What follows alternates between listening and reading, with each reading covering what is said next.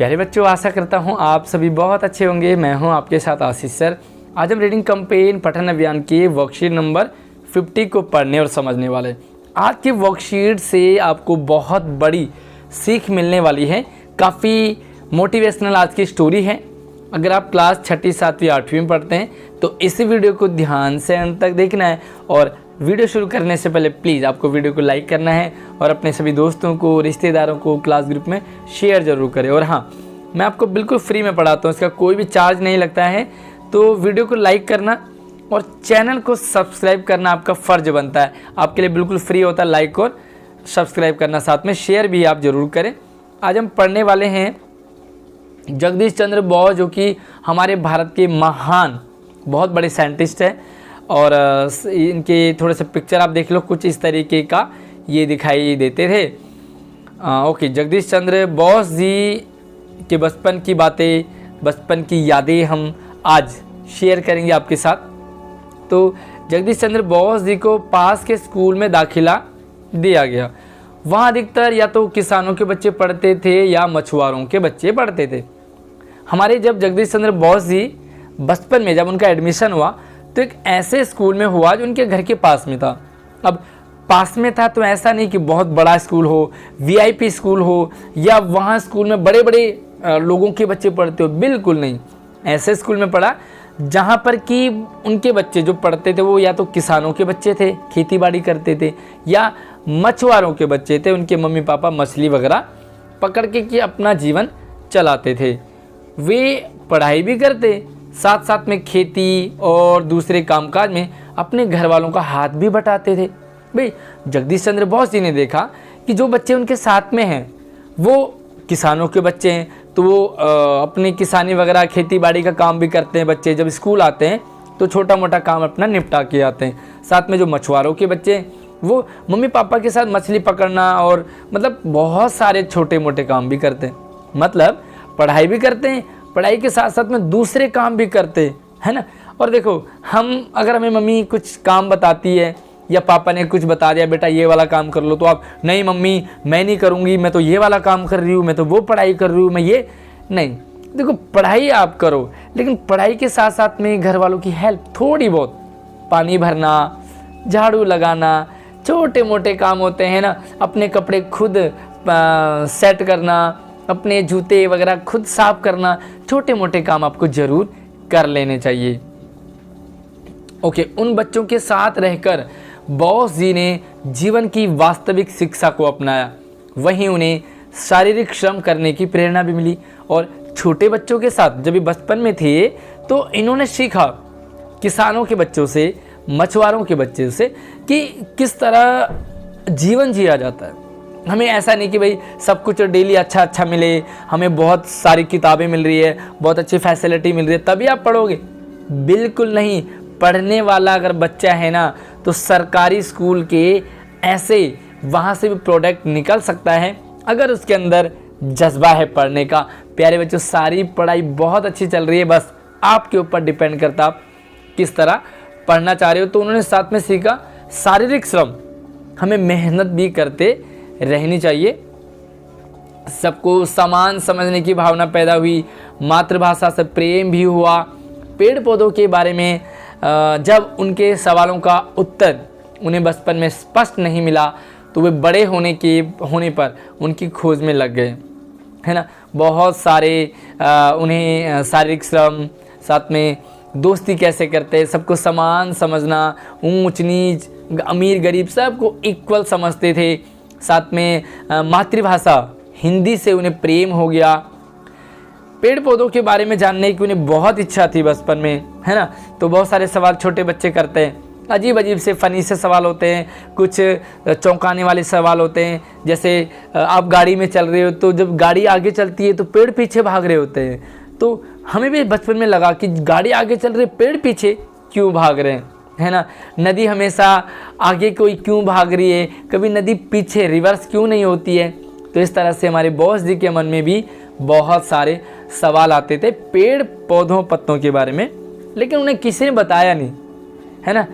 ज़रूरी नहीं कि हमारे पेरेंट्स सब कुछ जानते हों, तो प्यारे बच्चों, अगर आपका कोई सवाल रहता है, आपके मन में कोई डाउट होता है, तो ज़रूर आप अपने टीचर्स से डिस्कस करें, अपने पेरेंट्स से डिस्कस करें। तो बचपन में उन्हें जवाब नहीं मिला तो वो बड़े होने के बाद उनके जवाब ढूंढने लगे, राइट। सवाल क्या थे उनके? बचपन में प्रश्न जैसे माँ से पूछते थे कि मम्मी जो पेड़ के पत्ते हमें क्यों नहीं तोड़ने चाहिए, है ना। मम्मी ने कहा कि भाई पेड़ के पत्ते मत तोड़ो, तो कह दिया भाई क्यों नहीं तोड़ना चाहिए, है ना। आपके मन में भी सवाल आता होगा, रात को पेड़ों के नीचे जाने से क्यों रोकती है मम्मी, क्यों नहीं जाना है हमें पेड़ों के नीचे रात को। ये प्रश्न उन्हें सोचने पर मजबूर करते थे बचपन में। बड़े होकर के उन्हें इन अपने सारे सवालों के जवाब मिले। उन्होंने वैज्ञानिक के रूप में यह साबित किया कि पेड़ पौधों में भी भावनाएं होती हैं, और पेड़ पौधे भी फीलिंग्स रखते हैं, सांस लेते हैं, खाना पीना उनका भी सेम इंसानों की तरह होता है। वे भी इंसानों की तरह सुख और दुख को महसूस करते हैं। अपनी जिज्ञासु प्रवृत्ति के कारण आगे चलकर उन्होंने अपनी खोजों से पूरे संसार को चकित कर दिया। नए नए सवाल आते थे इनके मन में, अजीबोगरीब सवाल आते थे। प्यारे बच्चों, कभी भी आपके मन में अगर कोई अलग सा सवाल आए, डिफरेंट हो, आपको लग रहा हो कि यार ये फ़नी सा सवाल है, अजीब सा सवाल है, आपको शर्म आ रही हो, डर लग रहा हो, नहीं, बिल्कुल नहीं। ना ही शर्माने की, ना ही डर की, ना ही झिझक की आपको ज़रूरत होनी चाहिए। अपने सवाल को बेझिझक अपने टीचर से ज़रूर शेयर किया करो। और यही जानने की इच्छा जगदीश चंद्र बोस जी को वैज्ञानिक बनाती है। उन्होंने रेडियो और माइक्रोवेव तरंगों के बारे में पूरी दुनिया को बताया, खोजा, ढूंढा, हर सवालों के जवाब पूछना शुरू किया, और रेडियो और माइक्रोवेव तरंगों के बारे में पूरी दुनिया को इन्होंने खोज की। जिस समय देश में विज्ञान से संबंधित खोजें नहीं के बराबर थी, इन्होंने तब खोज की जब विज्ञान लगभग लोग जानते ही नहीं थे। और उस समय बहुमुखी प्रतिभा के धनी जगदीश चंद्र बोस ने अपनी महान खोजों का लोहा पूरी दुनिया में मनवाया था।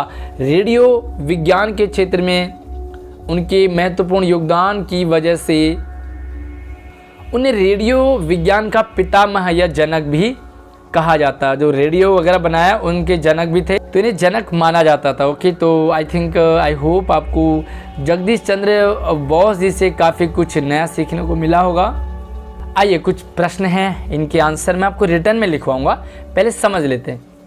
किन सवालों के जवाब जगदीश चंद्र बोस को बचपन में नहीं मिले? पेड़ पौधों के बारे में जानना चाहते थे, लाइक पेड़ों से पत्ते क्यों नहीं तोड़ने चाहिए, या पेड़ों के नीचे क्यों नहीं जाना या सोना चाहिए, है ना। तो बहुत सारे ऐसे सवाल थे। लिखवाऊंगा अभी रिटर्न में, थोड़ा समझ लेते हैं। जगदीश चंद्र बोस ने मानवता की भलाई और विकास के लिए कौन कौन से आविष्कार किए? इन्होंने बहुत सारी नई नई खोजें की, रेडियो वगैरह का खोज की, साथ में जो माइक्रोवेव वगैरह उसकी खोज की, तो और भी बहुत सारे इनके आविष्कार थे। आपके मन में भी कुछ सवाल होंगे जिनके आंसर संभवतः आपको बचपन में नहीं मिले होंगे। बहुत सारे सवाल होते हैं, बहुत सारे अजीबोगरीब सवाल होते हैं, फ़नी वाले, इंटरेस्टिंग वाले, नॉलेज वाले, शर्म वाले, झिझक वाले, पागलपंती वाले सवाल बहुत होते हैं बचपन में हमारे। मेरे पास भी बहुत सारे थे, शेयर करूंगा अपने साथ, आपके साथ। तो किन्हीं 2 सवालों को आपको लिखना है, राइट। अगला है, जगदीश चंद्र बोस ने मानवता की भलाई और विकास के लिए अनेक आविष्कार किए। आप मानवता की भलाई और विकास के लिए क्या करना चाहेंगे? तो अपने विचार आप लिखेंगे। चलिए आंसर देखते हैं इनके। तो पहले प्रश्न का आंसर आपकी स्क्रीन पे। बचपन में पेड़ पौधों से संबंधित बहुत सारी बातें, जैसे पेड़ों के पत्ते क्यों नहीं तोड़ने चाहिए, रात को पेड़ों के नीचे क्यों नहीं जाना या सोना चाहिए, आदि बहुत सारे सवाल थे जिनके जवाब उन्हें बचपन में नहीं मिले। अगला सवाल है, जगदीश चंद्र बोस ने मानवता की भलाई और विकास के लिए कौन कौन से आविष्कार किए? तो उन्होंने रेडियो और माइक्रोवेव की तरंगों की खोज और भी बहुत सारे नए आविष्कार किए, जिनके कारण उन्हें वैज्ञानिक बनाया माना गया। ओके, तो बचपन में बहुत सारे सवाल आपके और हमारे मन में भी, मेरे मन में तो बहुत सारे सवाल थे। लाइक मैंने यहाँ पर 5-6 लिखे हैं आप एग्जाम्पल के लिए। पहला सवाल है, पापा मैं बड़ा कब होऊंगा? ये सवाल मैक्सिमम बच्चों का रहता है, मैं बड़ा कब होऊंगा? साथ में भी मेरे मन में होती थी कि भाई मेरी दाढ़ी मूछें कब निकलेंगी। और हम क्या करते थे बचपन में, पेन लिया और उस पर ब्लेड लगाते थे और फिर ऐसे ऐसे सेविंग टाइप का करते थे। हमने सुना कि सेविंग करने से जल्दी बाल बड़े हो जाते हैं, मूछें आ जाती है। तो इस तरह हम सवाल पूछा करते थे। लाइक तीसरा सवाल देखो कि पानी बिन चबाए पेट में कैसे चले जाता है। खाने को चबाते, रोटी चबाते हैं, लेकिन पानी को चबाया नहीं, लेकिन अंदर चला गया। हवा दिखाई क्यों नहीं देती है, ये सवाल। और एक और सवाल था कि मेरी बहन कब होगी, है ना। अक्सर होता है छोटा, आप चाहे बड़े हैं तो लगता है कि मुझसे कुछ छोटा होना चाहिए, तो मुझे भी लगता था कि बहन कब होगी। इनके सवालों के जवाब मुझे नहीं मिल पाए बचपन में, है ना। ओके, चौथा सवाल है और इसका जो आंसर है वो आप देखें यहाँ पर। ओके, सवाल तो मैंने आपको बता दिया है, आंसर लिखें कि हम बड़े होकर क्या करना चाहेंगे। बहुत सारे सपने हमारे होते हैं, साथ में हमारी इच्छाएं भी होती हैं। मैं टीचर बनकर गरीब बच्चों को फ्री में पढ़ाऊँगा या पढ़ाऊँगी। ये आपके मन में सवाल आ रहा होगा, थॉट चल रहे होंगे। मैं डॉक्टर बनकर गरीबों का फ्री इलाज करूँगा या करूँगी। मैं समाज सेवी बनकर समाज में सबकी मदद करूँगा या करूँगी। तो ये तो मैंने अपने अकॉर्डिंग लिखे। बाकी यार आप मुझे ज़रूर कमेंट करके बताएं कि आपके मन में बचपन में कौन से ऐसे फ़नी वाले सवाल आते थे जिनके जवाब आपको नहीं मिल पाए। मुझे कमेंट में यार ज़रूर बताना है कि आपके मन में क्या क्या चलता था बचपन में।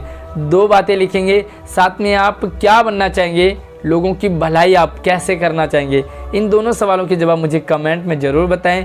फ़नी है, शर्म है, डर है, कुछ नहीं, बोला आपने बताना है इंटरेस्टिंग सा। तो चलिए वीडियो को लाइक करके शेयर कर दीजिए। धन्यवाद।